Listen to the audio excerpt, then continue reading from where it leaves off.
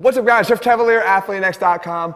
So today I'm going to perform a dumbbell fly for you, but only because I want to dig it up out of the iron graveyard so I can rebury it and throw one more pile of dirt on top of it. But I want to show you something different. I want to give you guys an alternative. I'm not trying to pick on the exercise. I'm trying to stress to you that there are better alternatives, and I'm actually going to lay out 4 reasons why. Right? Number 1, we know that with the dumbbell fly, I've even broken out the muscle markers to show this, guys. We are in a vulnerable position here on this exercise just by virtue of doing it on a bench. Now, I talked about why I prefer the floor fly to its safety with the shoulder without detrimental effects to the exercise because of this supported or unsupported status here at the bottom position of this fly. If I'm on the floor, I have a floor to support me. If I'm on a bench, I have nothing to support me. There's no protection against this overextension here. And even if you've lightened the weights to account for the fact that you're weaker out here, you can still fail and cause excess stress to the front of the shoulder here, namely the anterior shoulder capsule, which is something we don't want to mess with. So that's point number 1. Point number 2, because of this fact here, we know that the weight in a bench press becomes heavier here, feels heavier in a fly, whether there's a slight bend or whether there's a straight arm here, by virtue of the fact that the moment arm has increased. Okay, the effect on the muscle here, which is the pec, becomes heavier because the pec is less able to actually, to apply its force as the distance of the dumbbell gets further away from it. So we know that, so it starts to feel heavy and we start to feel, again, weaker out here. So if that's the case, we actually have to decrease the amount of weight we use to accommodate for our weakness in this position out here. I might be able to have a lot more weight up here at the top, but I can't use it because I can't support it down here. So that's problem number 2. Problem number 3 is at the top, right? At the very top of this exercise, we're actually here applying very little, if no force at all to the pec. I can sit here forever, but this is where we want the most because it's when the pec is in its peak contracted state or close to it because we want to get to full adduction, even across midline if possible. So that's a strike against it. So 3 really very real strikes against this exercise. Lastly, I've broken out the muscle marker to show you one other thing. We talked about the stretch on the pec. Like I said, I like to do this exercise because of the stretch I feel on it. When we know that, there are better alternatives for that as well. You can go to a bottom portion of a dip and get a better stretch on the pec than you can here in this exercise. But what we're really feeling is you're confusing it for a stretch on a different muscle. Because we know if we get to the bottom here of a bench press, like this, okay, we can see the pec is noted here by the purple muscle marker markings here on the sternum and then out here on the upper humerus, right? You can feel that attachment. You can actually trace the pec with your fingers right into where it attaches. And we know that from this position here, if I were to increase the length of that moment arm by just opening up my elbows, the distance there, the amount of extra stretch on the chest is almost absent, if anything, extremely minimal. Even if I brought my arm down a little bit, it's very, very minimal.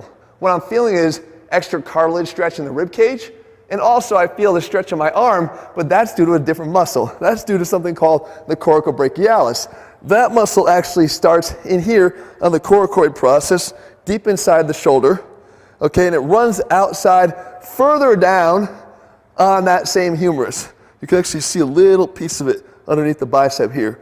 It's inside here, kind of noted it up top here too, just so you have the general position. But you see that when I take my arm from this position in here at the bottom of a bench, and then I open it up, what increases in length is the distance between those 2 points.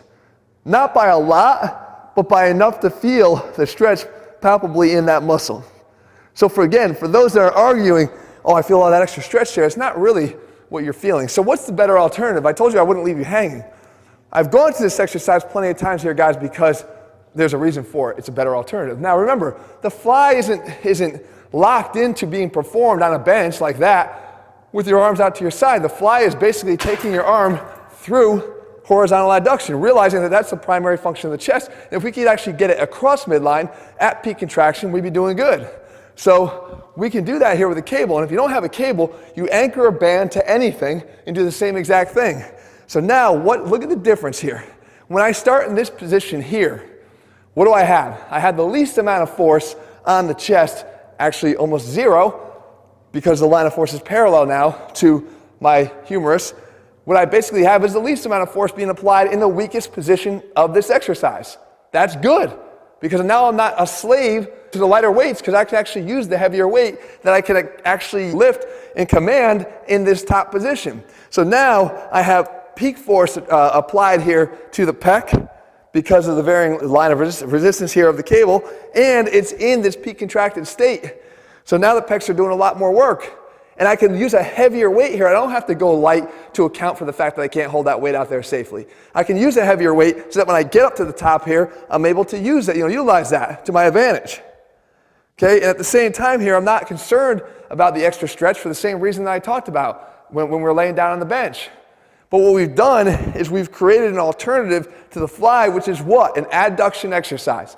That's what it is. And it doesn't get subject to even the fifth thing that I didn't even talk about before. And that is, we said that even when you get to the top of a fly, there's no resisted adduction up here. It's actually absent, because the weights are now moving this way, but gravity's acting down. We can do more than that with this. We can continue to resist across midline. A much more significant impact on the chest itself when you're training it. So guys, I'm not trying to pick on it, but it's time to bury the unsupported bench chest fly. A lot of guys want to do it. Do the motion. It's critical. You need adduction. You've heard me say that a million times. The chest fly will give you adduction, but in an inferior way. Do it with a cable or a band, and I promise you guys, you get better results. All right? If you're looking for programs that put the science into what we do, we choose exercises based on those that are backed by science, not just random, hey, this is what everybody else in the gym does. We choose the right ones based on science. They're all built into our programs, all available over at ATHLEAN-X.com. If you found the video helpful, make sure you leave your comments and thumbs up below. And if you haven't already done so, guys, make sure you subscribe and turn on your notifications so you never miss a new video when we put one out. All right, guys, see you soon.